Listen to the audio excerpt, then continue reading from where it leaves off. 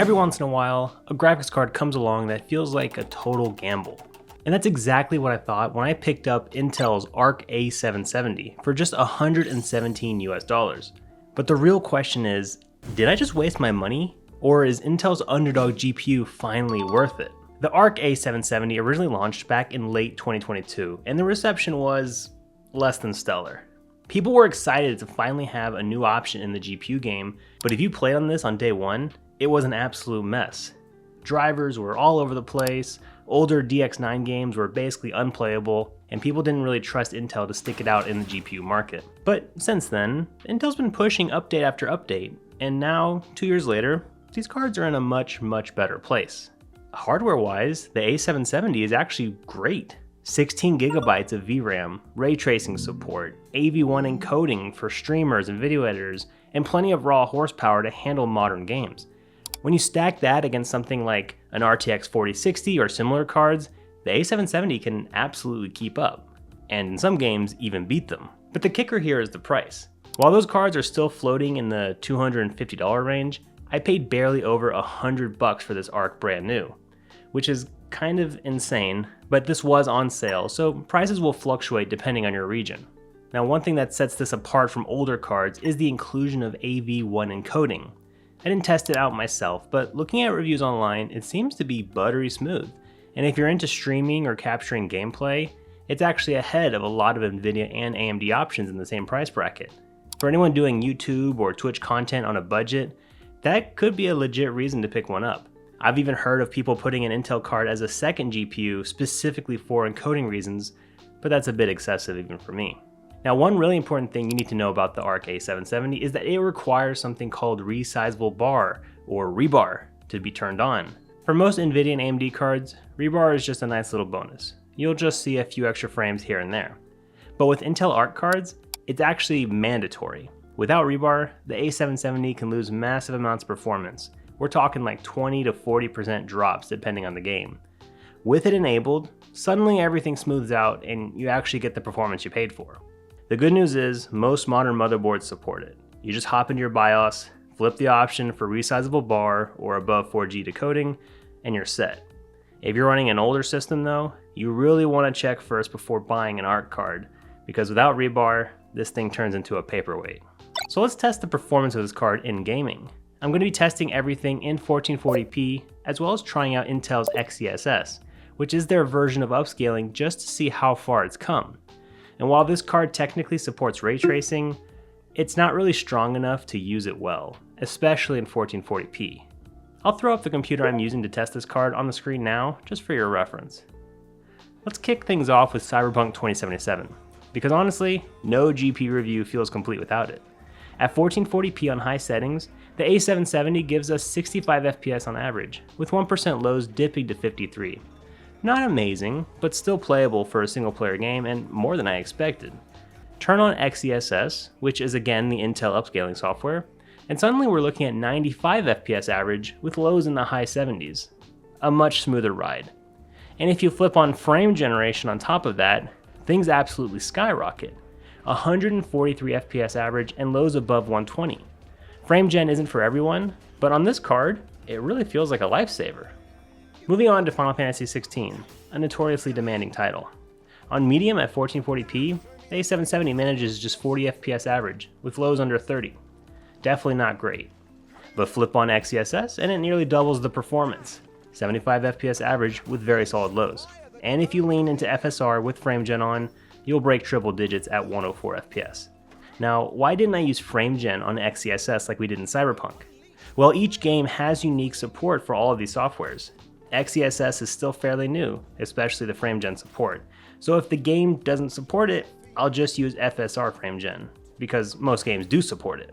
And I know not everyone likes it, but hey, it turns something borderline unplayable into something actually enjoyable. Next up, Monster Hunter Wilds, and this one really hurts. At native 1440p and high settings, it only managed 29 FPS average with lows in the mid-teens. Basically unplayable for all but the most desperate of gamers. XeSS bumps that up slightly to 35 FPS, but it's still rough. Only when you kick on FSR3 with frame generation does it start to look decent, hitting 56 FPS average. though lows are still on the low side at 30. Playable, but you'll want to tweak those settings way down if you want to get something really enjoyable. Now let's check out Final Fantasy VII Rebirth. At high settings and native 1440p, it manages 48 FPS average and some pretty shaky lows. But with dynamic resolution scaling set to kick in down to 50%, performance smooths out to 74 FPS average. It's not perfect, but it's enough to make the game very playable without completely tanking the image quality. Switching gears to Doom Dark Ages, a notoriously unoptimized game. At 1440p medium settings, performance is pretty weak, 30 FPS on average. XeSS helps, pushing it up to 45, and FSR3 with FrameGen absolutely blasts it up to 92. The only catch? FrameGen froze my game twice while testing, so keep that in mind. Maybe it was the game, maybe it was my drivers, I don't know. When it works though, it did make a massive difference. For something a little newer, I tested Oblivion Remastered. Native high at 1440p is only 32 FPS average. Not great. XeSS helps a lot, pushing it up to 50, and then FSR3 with FrameGen carries it all the way to 74 FPS with pretty decent lows. Honestly, this is one of those games where upscaling really saves the day. Or just play it on 1080p. That works too. Now Space Marine 2 doesn't support XeSS at all, which makes it kind of a tougher test. Native resolution at medium settings, the A770 hits 35 FPS average, which is borderline playable depending on who you ask. With FSR3 and FrameGen turned on though, it climbs to 67 FPS. Much smoother and actually really fun to play. Without upscaling, I probably wouldn't recommend this game at 1440p. Let's check Resident Evil 4 Remake. This is one of the better optimized games on our list. At 1440p, high settings with 8GB textures, which is maxed out, the GPU hits a very solid 81 FPS average, with lows in the 70s. Flip on FSR, and it rockets up to 116 FPS average with 1% lows over 100. That's honestly fantastic, especially compared to some of the struggles we've seen in other games. Well done, Capcom. On to God of War Ragnarok. With medium settings at 1440p, it's 77 FPS native, and lows are a respectable 63. Surprisingly playable and not bad at all. If you want more, FSR with FrameGen takes it up to 128 FPS average. Smooth as butter, though the card's FrameGen can sometimes feel a little uneven compared to Nvidia's DLSS. It's a pretty great showing. Next, Spider-Man 2. At high settings and 1440p, this card definitely struggles a bit. 54 FPS average with rough lows around 29. But with XeSS and FrameGen turned on, it doubles up to 112 FPS average and much better consistency. This is one of those games where you really do want Intel's upscaling on, and I feel like I can't even tell the difference sometimes. It looks fantastic. And just to wrap up with something lighter, here's Fortnite. At 1440p high settings, it pulls 92 FPS average with lows in the 60s. It's not CPU bound like some higher end GPUs, so the A770 is more than enough to enjoy the game competitively at this resolution, but don't expect much more than this.